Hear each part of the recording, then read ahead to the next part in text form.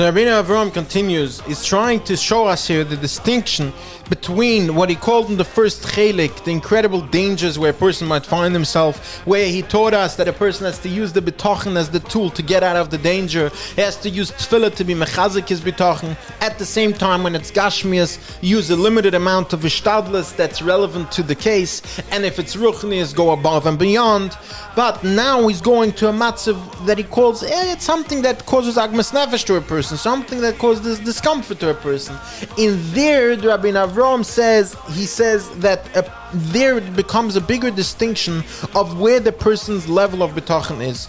In other words, in those situations, a person who is not at the highest level of bitachon should not say, you know what, I'm just going to rely on my bitachon, I'm not going to put on that band-aid.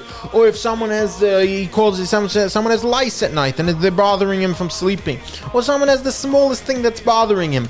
The Rabbeinu Avram says that in these cases, a person who is not at the highest level of bitachon, if he would go and say, you know what, this is just something that I have to internalize bitachon again, I have to realize it's from Hashem, and I don't have to do anything about it, I don't have to take a painkiller, and so forth. Says the Rabbeinu Avram, a person who is not really there, other rabbis, it's azus. Why? Because the Rabbeinu Avram wants to make it clear to us that the way it works is that, of course, there is a olam hateva, and of course bitachon goes beyond teva, like we discussed many times. When a person uses the tool of bitachon, both Rabbeinu Bach and Rabbeinu Avram made it clear, he goes beyond teva. However, if a person is not really there and he's faking it, then what happens is, not only is he not going beyond the teva, he's making fun of the whole idea. As he says, he can't even think about how this is. Now, of course, we have to understand what's the underlying reason here. Why would it be so different if someone is at the highest level of bitachon, someone is a real tzaddik, someone is a real chassid, someone who really internalizes his tapkas b'Hashem and realizes and internalizes that Kadosh Baruch Hu is in everything? Says the Rabbeinu Avram, it's so pashut, because a person is really at that level. Even the smallest thing, the smallest cut, the smallest headache, what it's really doing is it's bothering him in avodas Hashem.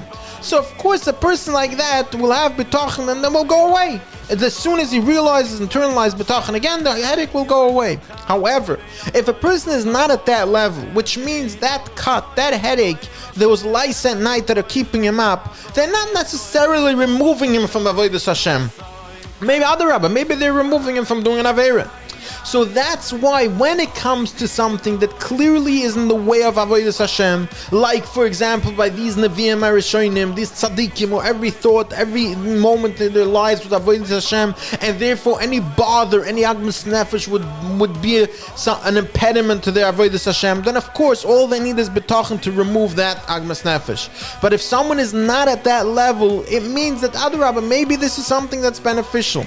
However, says the Rabbeinu Avram very clearly, that if this is something that can turn into a bigger damage, so for example, let's say this is this lice at night, the mamash not letting him sleep, and this is going to make him sick, and so forth, then this would then turn in to something that we discussed previously in the first chelik, which is something that's a bigger damage. Then, of course, even if a person is not at the highest level of bitachon, can now use the tool of bitachon and the koyach hatfilah to be mechazik as bitachon and do a little bit of a shtadlus in order to circumvent this agmas nefesh. Now, as far as ruchnias, like we said, Rabbeinu Avram divides bitachon in 5 things, and within these 5 chalakim, there's gashmis and ruchnias. Here, Rabbeinu Avram says something amazing. Here, Rabbeinu Avram says there's no such a thing as a small agmas nefesh.